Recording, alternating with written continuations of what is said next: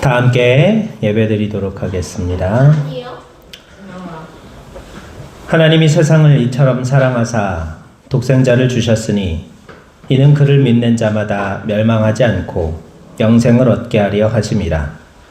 하나님이 그 아들을 세상에 보내신 것은 세상을 심판하려 하심이 아니요 그로 말미암아 세상이 구원을 받게 하려 하심이라. 아멘. 거룩하신 하나님, 오늘도 주일을 맞이하여서 하나님 앞에 나와 예배할 수 있도록 인도하여 주시는 은혜에 감사드립니다.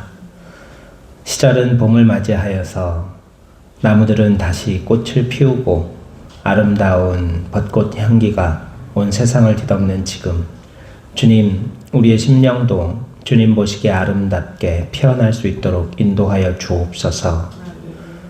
부활주일, 부활절 주간을 보내면서 우리의 심령이 부활하신 예수 그리스도를 온전히 소망하며 부활의 믿음에 합당한 온전한 구별된 삶, 거룩한 삶을 살아갈 수 있도록 인도하여 주옵소서.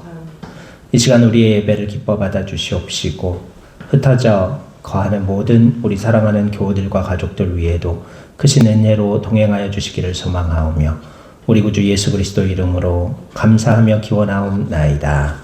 아멘. 이 시간 하나님께서 우리에게 주시는 말씀은 신약성경 사도행전 5장 17절에서 32절까지의 말씀입니다. 신약성경 194쪽입니다. 사도행전 5장 17절에서 32절까지 말씀.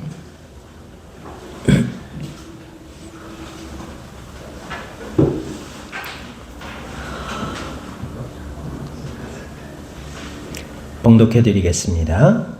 대제사장과 그와 함께 있는 사람, 즉 사두개인의 당파가 다 마음에 시기가 가득하여 일어나서 사도들을 잡아다가 옥에 가두었더니 주의 사자가 밤에 옥문을 열어 끌어내어 이르되 가서 성전에 서서 이 생명의 말씀을 다 백성에게 말하라 하매 그들이 듣고 새벽에 성전에 들어가서 가르치더니 대제사장과 그와 함께 있는 사람들이 와서 공회와 이스라엘 족속의 원로들을 다 모으고 사람을 옥에 보내어 사도들을 잡아오라 하니 부하들이 가서 옥에서 사도들을 보지 못하고 돌아와 이르되 우리가 보니 옥은 든든하게 잠기고 지키는 사람들이 문에 서 있으되 문을 열고 본즉 그 안에는 한 사람도 없더이다 하니 성전 맡은 자와 제사장들이 이 말을 듣고 의혹하여 이 일이 어찌 될까 하더니 사람이 와서 알리되 보소서 옥에 가두었던 사람들이 성전에 서서 백성을 가르치더이다 하니 성전 맡은 자가 부하들과 같이 가서 그들을 잡아왔으나 강제로 못함은 백성들이 돌로 칠까 두려워함이더라. 그들을 끌어다가 공회 앞에 세우니 대제사장이 물어 이르되 우리가 이 이름으로 사람을 가르치지 말라고 엄금하였으되 너희가 너희 가르침을 예루살렘에 가득하게 하니 이 사람의 피를 우리에게로 돌리고자 함이로다. 베드로와 사도들이 대답하여 이르되 사람보다 하나님께 순종하는 것이 마땅하니라. 너희가 나무에 달아 죽인 예수를 우리 조상의 하나님이 살리시고 이스라엘에게 회개함과 죄사함을 주시려고 그를 오른손으로 높이사 임금과 구주로 삼으셨느니라. 우리는 이 일의 증인이요 하나님이 자기에게 순종하는 사람들에게 주신 성령도 그러하니라 하더라. 아멘. 할렐루야. 예, 부활절 첫 번째 주일입니다. 우리 예수님의 부활이 우리의 삶에 얼마나 커다란 의미가 있는 것인지 우리가 지난주 말씀으로 함께 묵상했습니다. 예수님의 부활이 역사적 사실이라는 것에 대해서 우리가 여러 가지 증거들을 가지고 있는데요. 대표적인 증거가 바로 성경 말씀이에요. 이 당시에 어떤 사람의 전기는 오늘날의 전기, 자서전 같은 그런 것과는 다른 것이어서 예수님의 가르침의 핵심이 되는 사건들, 그 사건들만을 모아서 기록하는 것이 그 당시 전기적 이 문학 장르의 특징이었다고 학자들은 이야기합니다. 그래서 이 네 가지 복음서와 성경책 전체가 예수 그리스도에 관한 말씀이라는 것을 우리가 볼 때 이것은 수세기에 걸쳐서 천년이 넘는 그런 오랜 시간에 걸쳐서 누군가 이렇게 조직적인 문학 장르를 만들 수는 없다는 거예요. 어떤 아무리 역사가 오래된 종교의 경전이라 할지라도 성경처럼 오랜 시간, 오랜 세대를 거듭하여서 통일성 있게 일관되게 이 예수 그리스도라는 핵심을 향하여 지향되어 나가는 그러한 문학은 세상에 사람의 지혜로는 결코 만들 수 없다는 것이, 쓸 수 없다는 것이 이 우리 신앙을 가진 사람들의 또 여러 학자들의 성경 연구의 결과입니다.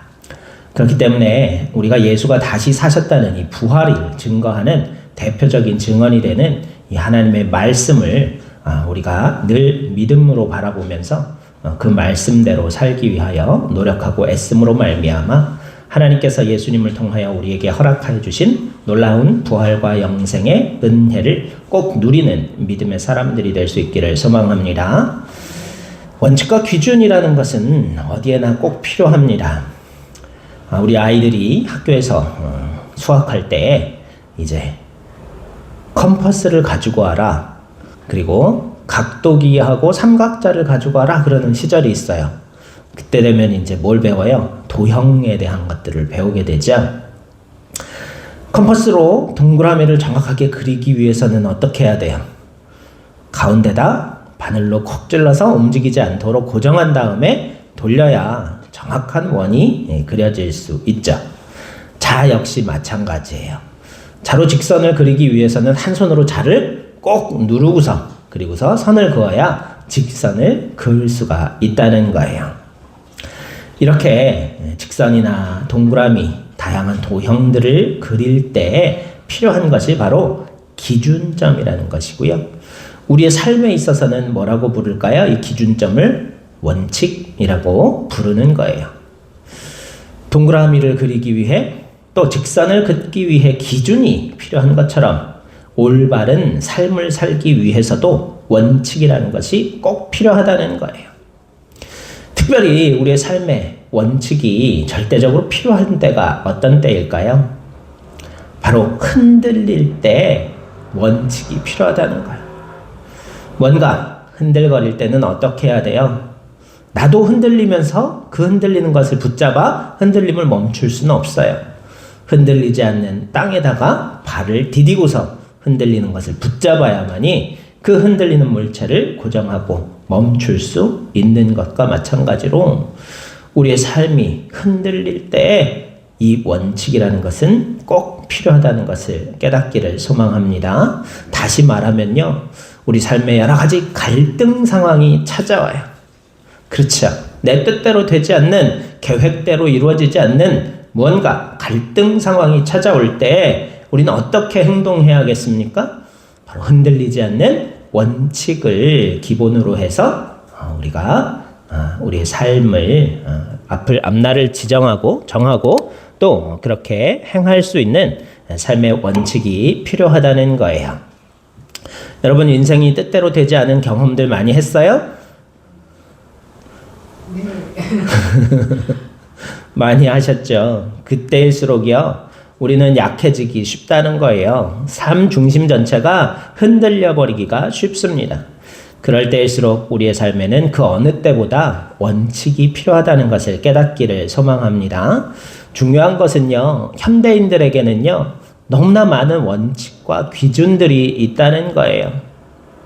자본주의 사회 속에서 자본, 곧 돈이 원칙이 되는, 우리도 알게 모르게 이 돈이라는 기준을 우리의 삶의 원칙으로, 기준으로 삼고 행할 때가 너무나 많이 있다는 거예요.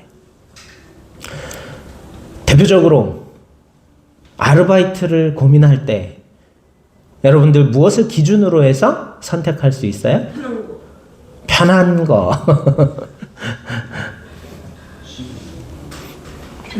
편안한 거. 편한데 돈도 많이 주는 곳? 예, 그래요. 그런 아르바이트가 있을까요? 있으면은 사람이 많이 몰리겠네요. 그렇죠? 침대에 1시간만 자고 누워서 일어나면은 얼마 한 몇백만 원 준다는. 그 인체 실험하는 거죠.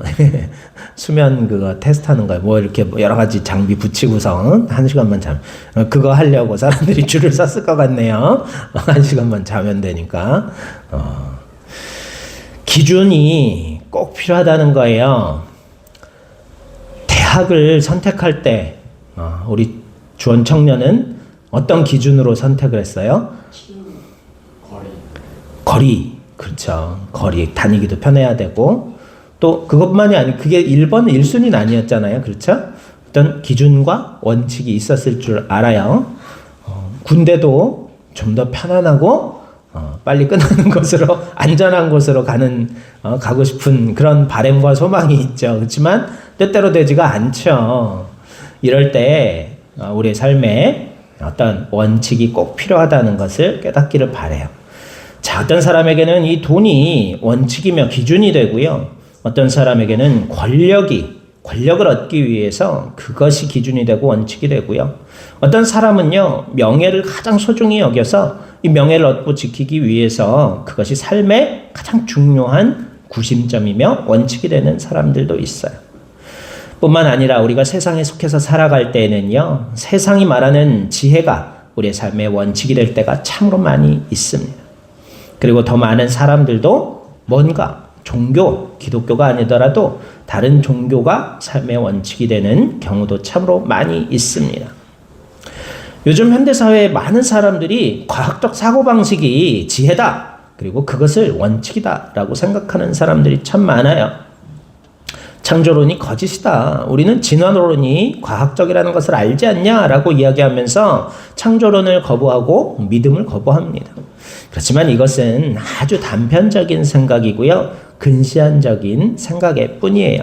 창조론과 진화론이 왜 상반되는 이론이라고만 생각하는 것도 잘못된 생각이고요. 또 여러 가지 과학적 이론들이 있어요. 창조론을 뒷받침하는, 또 진화론과 창조론이 꼭 상반되는 것만은 아니라는 것을 알기도 할 수가 있습니다. 우리가 그러한 과학적 사고방식이 꼭 믿음을 거부하는 것이고 어긋나는 것만 아니라는, 과학적 사고방식이 진리의 전부라고 이야기한다면요, 우리가 아직 설명하지 못하고 알지 못하지만 엄연히 존재하는 자연의 신비로움들도 우리는 전혀 설명할 방법이 없다는 거예요.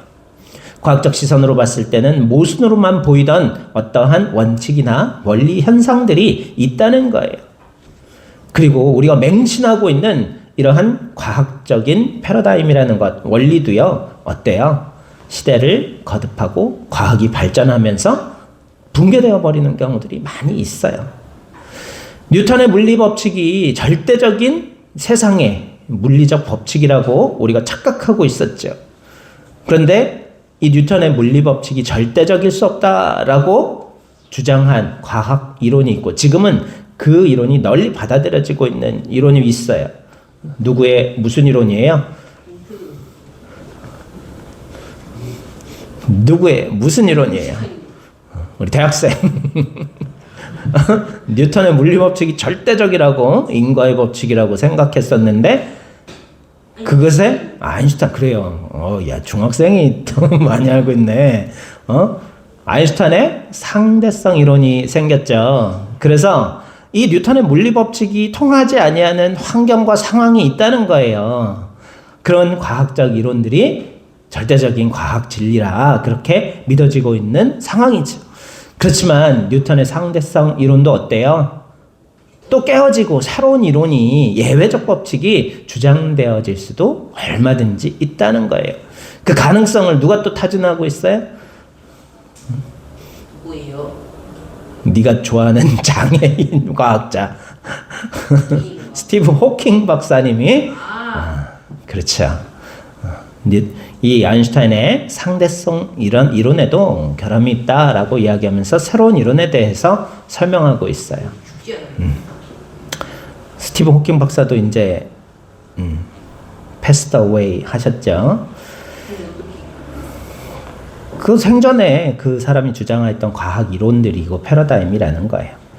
이처럼 이 세상에는요, 많은 원칙과 기준이 있고요, 대다수의 사람들이 어떠한 반론 없이 수긍하고 있는 과학이라는 이성적 사고방식도 우리가 맹신할 수 없다는 사실에 대해서 다시 한번 깨달을 수 있기를 소망합니다.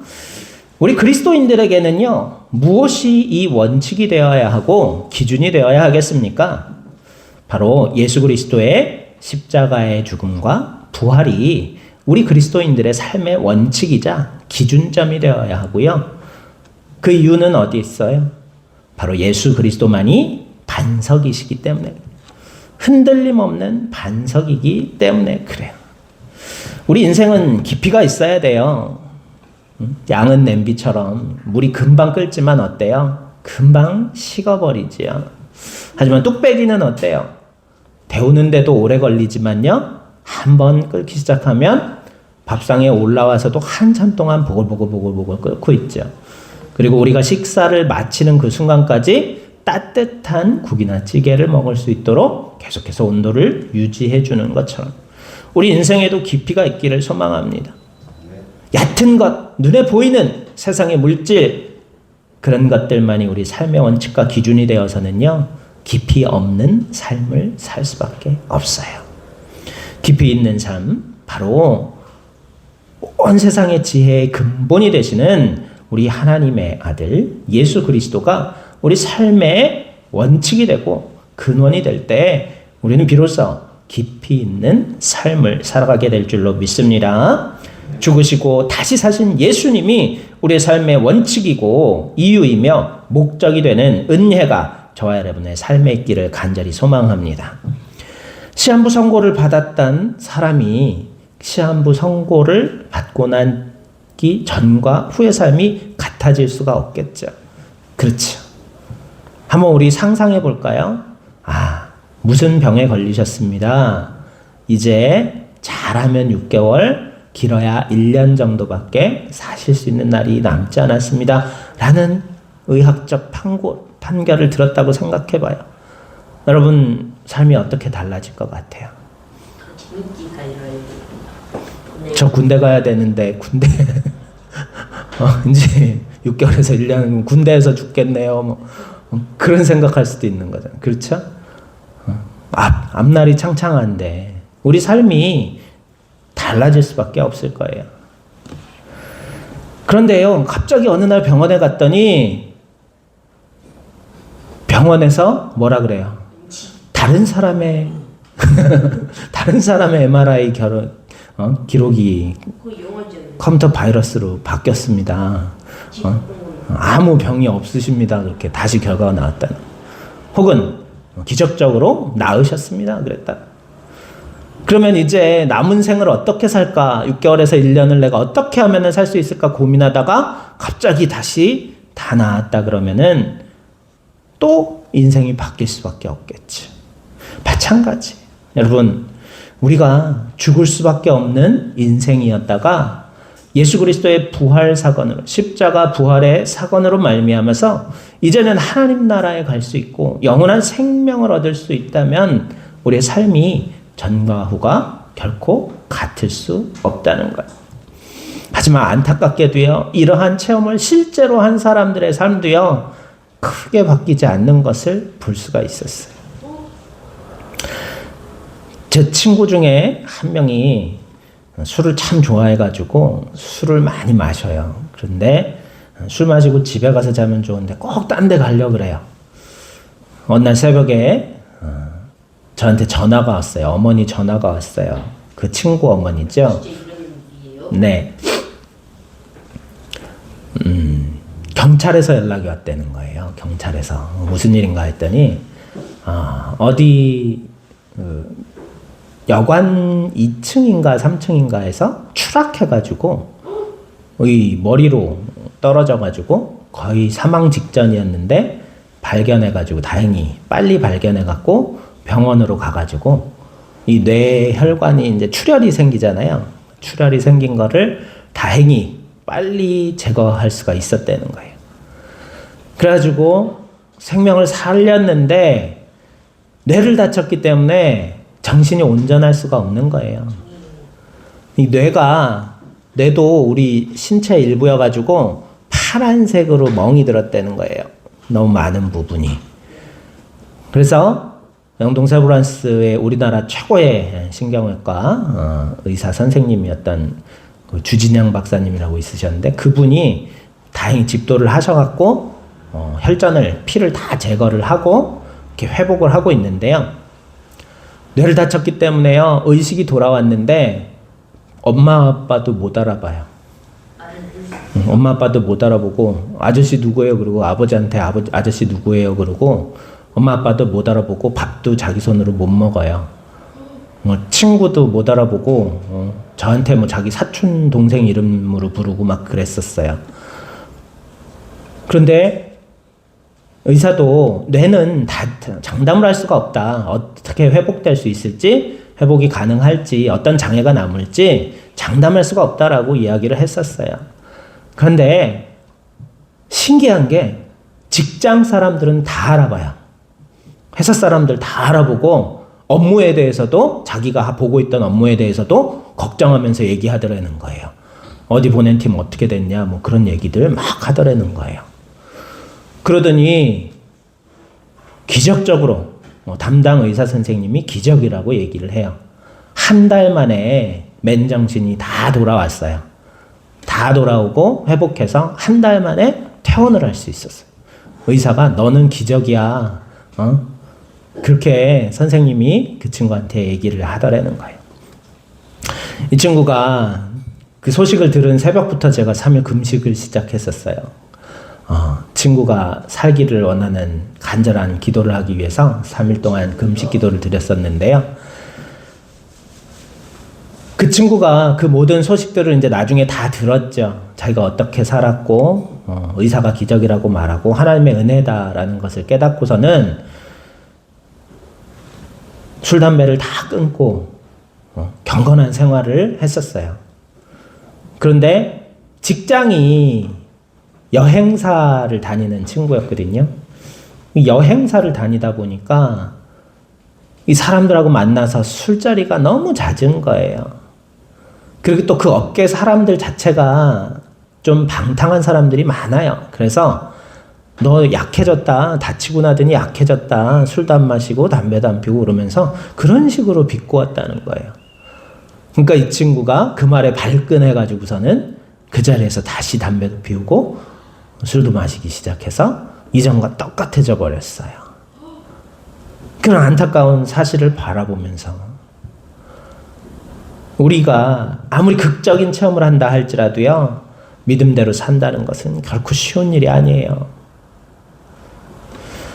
그래서 하나님께서 우리에게 무엇을 주셨습니까? 기억하라고 절기를 주시고요. 우리가 지난주에 성찬식도 했죠. 성찬식도 왜 하라고 하나님께서 명령하셨을까요? 그리고 왜 만나는 매일매일 새로 주셨을까요? 그만큼 우리는 쉽게 잊어버리고 쉽게 원칙에서 떠나가는 삶을 살기 때문에 그렇다는 거예요. 여러분, 우리는 예수님이 원칙이 되어야 하는 사람들인 줄로 믿습니다. 예수님을 우리 삶의 구심점으로 사는 저와 여러분 되시기를 간절히 소망합니다. 그래야 우리가 어려움을 당할 때도 넘어지지 않고 쓰러지지 아니하고 세상이라는 바닷속에 빠져들지 않는 삶을 살 수 있다는 것을 기억하면서 오직 십자가의 주님만을 우리의 삶의 원칙이요 구심점으로 삼을 수 있는 지혜가 저와 여러분의 삶에 충만하기를 간절히 소망합니다. 오늘 본문 말씀에 보니까요, 예수님 부활하신 후에 사도들이 변화를 받고 오순절 성령 강림 사건을 체험하고 나서는요, 그 전에는 어땠어요?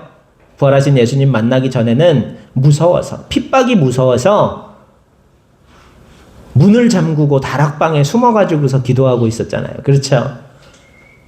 그때 부활하신 예수님이 문을 분명히 잠궈놨는데 다락방이니까 분명히 2층인데 예수님이 그 한복판에 뿅 하고 나타나셔가지고서는 평안하뇨? 그렇게 물으셨어요. 그 예수님을 만나고 난 이후에 제자들이 변화받아서 담대히 전하는 거예요.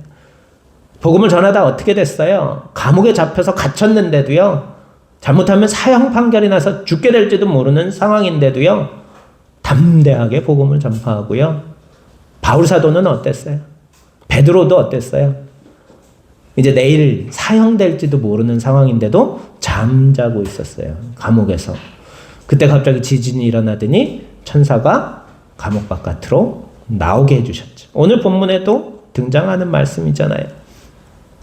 천사가 갑자기 감옥 문은 닫혀 있었고 간수들도 다 눈 파랗게 뜨고서 지키고 있는데 그들이 벌써 바깥에 나와서 성전에서 말씀을 전하고 있다라는 거예요. 그러면서 뭐라 그래요?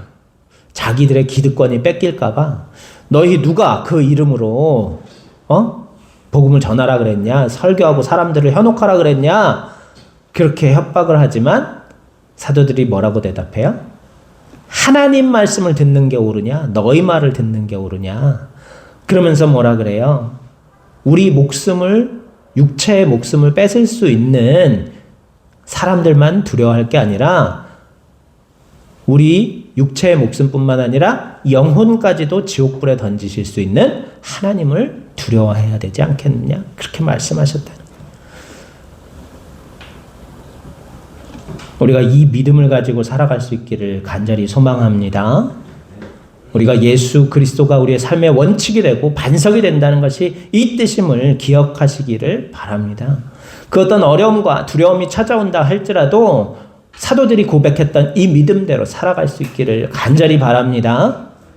우리가 세상의 말을 따르는 것이, 세상의 권력자들, 육체의 목숨만 뺏을 수 있는 사람들의 말을 따르는 것이 옳으냐? 우리 육신을 죽일 뿐만 아니라 영혼까지도 지옥으로 보내실 수 있는 하나님을 두려워하는 것이 올바른 것이냐? 그 믿음을 가지고 우리가 말씀대로 살아갈 수 있는 거룩한 은혜가 있기를 간절히 소망합니다. 여러분, 자녀들에게 무엇을 물려주고 싶어요? 이 원칙을 물려줄 수 있기를 간절히 소망합니다.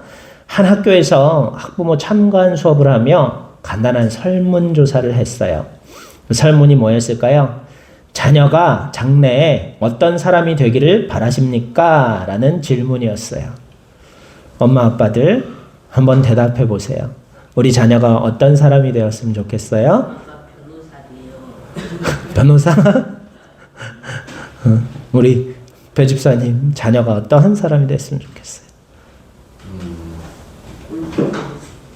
뭐라도 잘하고 인정받는 사람. 그렇지. 우리 주 집사님, 우리 두 따님이 어떤 사람으로 자랐으면 좋겠어요? 믿음이 정답입니다. 정답. 예. 우리 주 집사님. 예. 저는 안 나올래요. 이 엄마가 도와주는 사람이 있어. 대한민국이 없어지고 있어요. 꼭 나으셔야 됩니다. 입양할래요. 엄마가 어제 한의원 가서 이 마사지기 좀 돈 벌어서 사달래요. 허찬희 집사님은 자녀가 어떤 사람? 싸우는. 솔직히 얘기하세요. 돈 많이 버는 나는.